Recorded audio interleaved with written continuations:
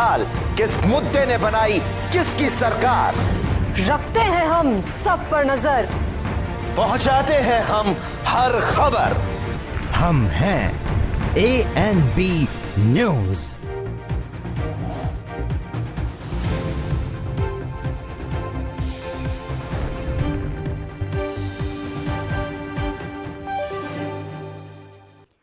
Break के बाद आपका एक बार फिर से स्वागत है। चलिए रुख कर लेते हैं अगली खबर का। राजधानी दिल्ली में केंद्रीय स्वास्थ्य सचिव ने प्रेस कॉन्फ्रेंस कर कोविड वैक्सीन के संबंध में जानकारी दी है। दरअसल राजेश भूषण ने प्रेस वार्ता में कहा है कि देश में कोरोना के सक्रिय मामले 6 महीने के बाद 2,50,000 से कम हो गए हैं।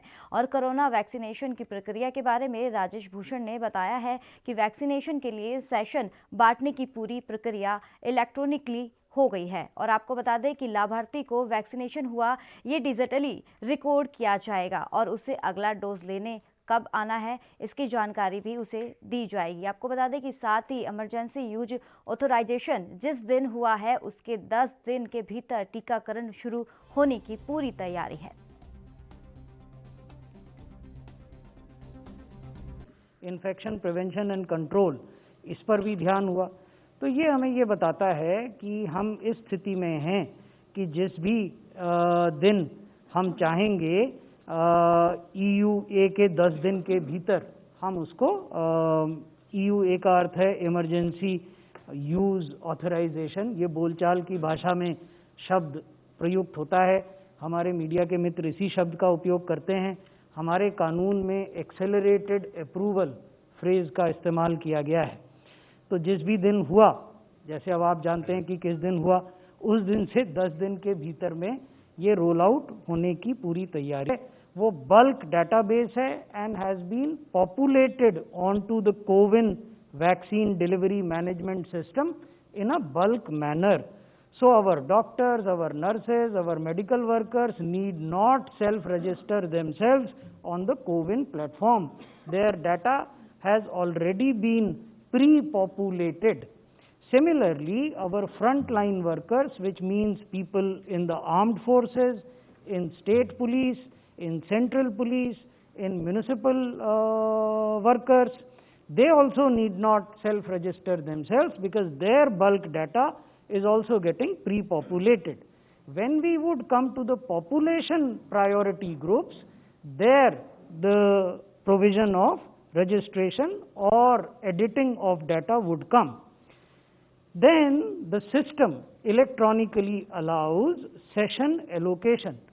This is, as a district magistrate, I can then allocate कि मेरे जिले में इन स्थानों पर वैक्सीनेशन की कार्रवाई इन तारीखों को होगी।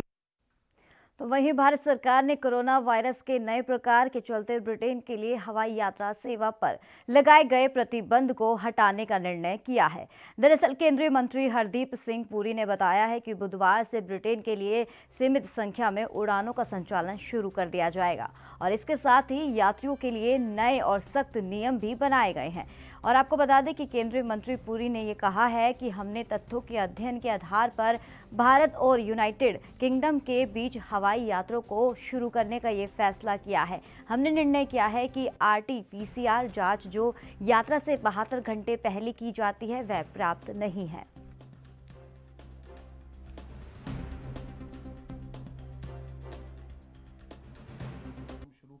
देखिए, ये जो निर्णय लिया गया था ये हमारे साइंटिफिक लोगों ने लिया था, जो स्वास्थ्य मंत्रालय की एक्सपर्ट कमिटीज़ हैं जिसमें ICMR और हमारे साइंटिस्ट सारे इसमें एसोसिएट होते हैं। तो हमने ये कहा था कि ये जो 72 घंटे सफ़र से पहले, यात्रा से पहले जो टेस्ट किया जाता है वो काफ़ी नहीं होगा, क्योंकि आप 72 घंटे के बीच में भी वायरस के साथ आपका कांटेक्ट हो सकता है। तो हमने कहा था वो जो यात्रा से पहले जो टेस्ट है वो उसके अलावा ऑन अराइवल भी एक टेस्ट किया जाए और अगर नेगेटिव भी आए तो आप 7 दिन मैंडेटरी क्वारंटीन घर में करिए। तो ये सारे निर्णय लिए गए थे और मैं समझता हूं कि हमने ये फैसला किया था कि जो हमारी 60 फ्लाइट थी हफ्ते में वो नहीं चले, अभी 50% ही 30 फ्लाइट हों, पर आगे बढ़ते अगर हमें लगे कोई और हमको कदम उठाने पड़ेंगे तो वी विल कंसिडर दोस। कोविड-19 जिसको लेकर पूरा विश्व परेशानियों का सामना कर रहा है, लाखों लोगों को जान से भी इस बीमारी के चलते हाथ धोना पड़ रहा है। आपको बता दें कि वहीं अब इससे छुटकारा मिल सके जिसको लेकर एक वैक्सीन तैयार की जा चुकी है और अब इसका ट्रायल पूरे भारतवर्ष में किया जा रहा है। और वहीं यूपी के मुखिया योगी आदित्यनाथ ने भी सूबे के सभी जिलाधिकारियों को पत्र लिखकर सूचित किया था कि आज 5 जनवरी 2021 को प्रत्येक जिले में 6 केंद्र बनाए जाएंगे और 3 केंद्र शहरी क्षेत्र से होंगे।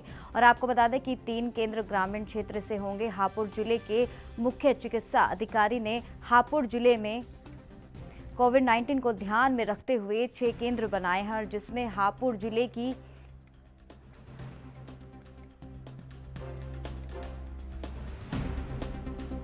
मुतेश्वर तहसील का सामुदायिक स्वास्थ्य केंद्र और कोविड-19 का केंद्र रहा है, जहां पर जिले के स्वास्थ्य विभाग से अपर मुख्य चिकित्सा अधिकारी प्रवीण कुमार पहुंचे।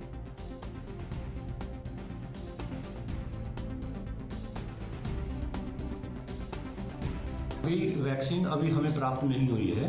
वैक्सीन को किस तरह से हमें लगाना है उसके लिए एक ही ड्राई रन चलाया जा रहा है कि किस तरह से लाभार्थी हमारा आएगा, किस तरह से हम उनको सूचित करेंगे, फिर आने के बाद उनका वेरिफिकेशन होगा और वेरिफिकेशन के बाद उनको वैक्सीनेशन करने के बाद उनको ऑब्जर्वेशन रूम में रखा जाएगा क्योंकि अगर कोई अप्रिय घटना होती है तो उससे समय रहते हुए निपटा जा सके। तो एक ये देखा जा रहा है कुछ किसी तरह की भ्रांति फैलाई जा रही है कि इस वैक्सीन से लोगों को नुकसान ज़्यादा हो रहा है, तो स्वास्थ्य विभाग कितना जागरूक कर रहा है जनता को, कैसे कर रहा है? ये बिल्कुल गलत है। जब अभी तक वैक्सीन लगी ही नहीं है और कोई व्यक्ति या समाज में इस तरह की बात फैलाई जाती है कि इससे नुकसान होगा, जब तक वैक्सीन लगी ही नहीं तो इसे आप कैसे कह सकते हैं? वैक्सीन पूरी तरह से सुरक्षित है। आज पूरे उत्तर प्रदेश में कोरोना वैक्सीन के टीकाकरण का ड्राई रन किया जा रहा है। आपको बता दें कि प्रदेश के सभी 75 जिलों में शामिल झांसी जनपद में भी यह ड्राई रन शुरू हो चुका है। टीकाकरण का dry run medical college, civil अस्पताल और देहात के अस्पतालों से ये प्रारंभ किया गया और जिलाधिकारी आंध्रा वामसी ने इसकी शुरुआत मेडिकल कॉलेज में की। आपको बता दें कि उन्होंने बताया है कि झांसी में 3 शहरी और 3 देहात के अस्पतालों में यह टीकाकरण का ड्राई रन प्रारंभ किया गया है। सरकार द्वारा यह तैयारी महत्वपूर्ण है।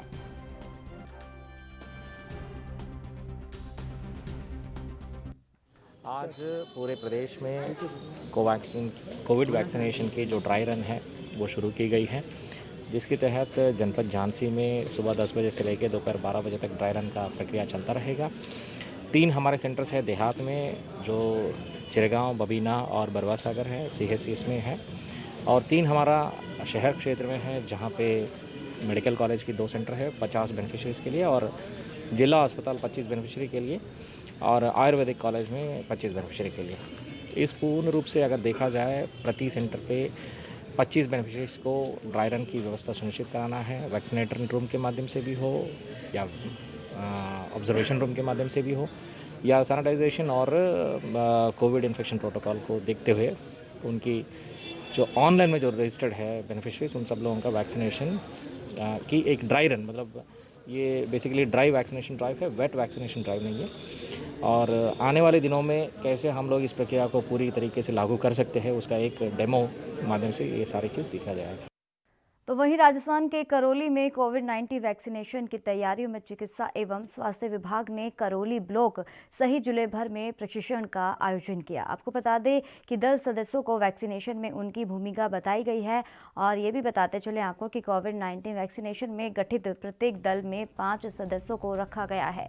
और मुख्य चिकित्सा एवं स्वास्थ्य अधिकारी डॉक्टर दिनेश चंद्र मीणा ने बताया है कि वैक्सीनेशन हेतु गठित दलों का प्रशिक्षण सेक्टर स्तर पर किया गया है।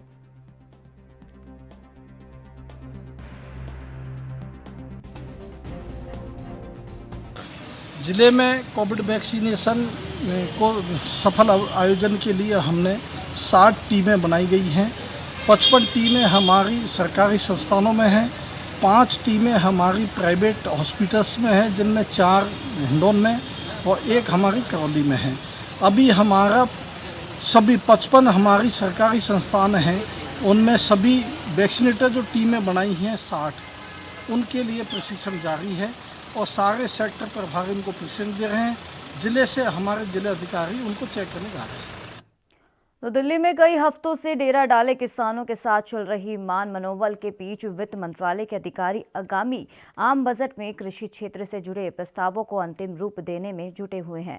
संकेत इस बात का है कि कृषि सुधार कानूनों को लेकर कुछ विरोधी सुर उभरने के बावजूद सरकार पीछे हटने वालों में से नहीं है और किसानों की आय दुगनी करने के लक्ष्य को लेकर कई प्रावधान तो कई इस बजट में होंगे।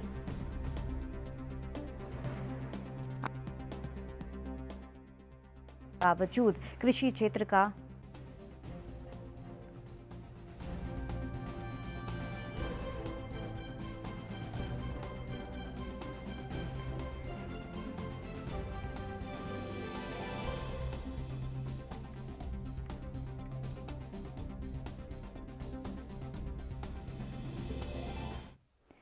तो वहीं कृषि कानूनों के विरोध में चल रहे किसानों के संघर्ष के अंतर्गत बरनाला के कस्बा धनौला के लोगों ने बीजेपी नेता हरजीत ग्रेवाल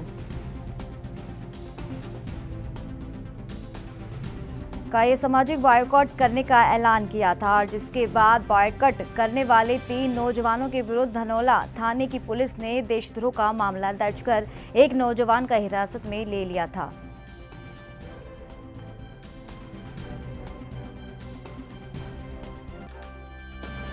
ਇਹ ਜੀ ਧਨੌਲੇ ਦਾ ਹਰਜੀਤ ਗਰੇਵਾਲ ਜੋ ਬੀਜੇਪੀ ਦਾ ਇੱਕ ਲੀਡਰ ਹੈ ਜੋ ਕਿਸਾਨੀ ਸੰਘਰਸ਼ ਦੇ ਖਿਲਾਫ ਬੋਲਦਾ ਰਹਿੰਦਾ ਜਿਹਦੇ ਖਿਲਾਫ ਪੰਜਾਬ ਦਾ ਨਹੀਂ ਪੂਰੇ ਦੇਸ਼ ਦਾ ਕਿਸਾਨ ਵਿਦੇਸ਼ਾਂ 'ਚ ਬੈਠੇ ਵੀ ਕਿਸਾਨ ਨੇ ਜਿਹੜੇ ਸਾਡੇ ਧੀਆਂ ਪੁੱਤ ਉਹਦਾ ਵਿਰੋਧ ਕਰਦੇ ਨੇ। ਪਿਛਲੇ ਦਿਨੀ ਧਨੌਲੇ ਦੇ ਵਿੱਚ ਕੁਝ ਨੌਜਵਾਨਾਂ ਨੇ ਉਹਦੇ ਖਿਲਾਫ ਇਹ ਗੱਲ ਫੈਸਲਾ ਕੀਤਾ ਸੀ ਵੀ ਇਹਦੀ ਜ਼ਮੀਨ ਆ ਜਿਹੜੀ ਠੇਕੇ ਤੇ ਨਹੀਂ ਚੜ੍ਹ ਜਾਊਗੀ ਅਤੇ ਕੰਧਾਂ ਦੇ ਉੱਤੇ ਲਿਖਤਾ ਸੀ ਵੀ ਹਰਜੀਤ ਗਰੇਵਾਲ ਮੁਰਦਾਬਾਦ, ਜਿਹਨੂੰ ਇਸ਼ੂ ਬਣਾ ਕੇ ਥਾਣਾ ਧਨੌਲਾ ਨੇ ਉਹਦੇ ਉੱਤੇ ਦੇਸ਼ ਧਰੋਹ ਦਾ ਮੁਕੱਦਮਾ ਦਰਜ ਕੀਤਾ ਜੋ ਕਿ ਧੱਕੇਸ਼ਾਹੀ ਆ। ਇਹਦੀ ਅਸੀਂ ਨਿੰਦਾ ਕਰਦੇ ਹਾਂ। ਉਹ ਪਰਚਾ ਹੀ ਕੈਂਸਲ ਕਰਾਉਣ ਵਾਸਤੇ ਅਸੀਂ ਧਨੌਲੇ ਅੱਜ ਜਿਹੜਾ ਹੈਗਾ ਥਾਣਾ ਘੇਰਿਆ ਕਿਉਂਕਿ ਇਹ ਕਿਸਾਨਾਂ ਦੀ ਮੂਵਮੈਂਟ ਨੂੰ ਤੋੜਨ ਲਈ ਆ। ਸਾਨੂੰ ਇੱਧਰ ਤੋਂ ਬਿੱਤਰ ਕਰਨ ਲਈ ਸਾਡੇ ਨੌਜਵਾਨਾਂ ਦਾ ਜਿਹੜਾ ਜੋਸ਼ ਆ ਉਹ ਠੰਡਾ ਕਰਨ ਲਈ ਇਹ ਪਰਚਾ ਦਰਜ ਕੀਤਾ। ਉਹਦੇ ਖਿਲਾਫ ਅੱਜ ਅਸੀਂ ਇਕੱਠੇ ਹੋ ਕੇ इस बुलेटिन में फिलहाल इतना ही। दीजिए इजाजत। नमस्कार।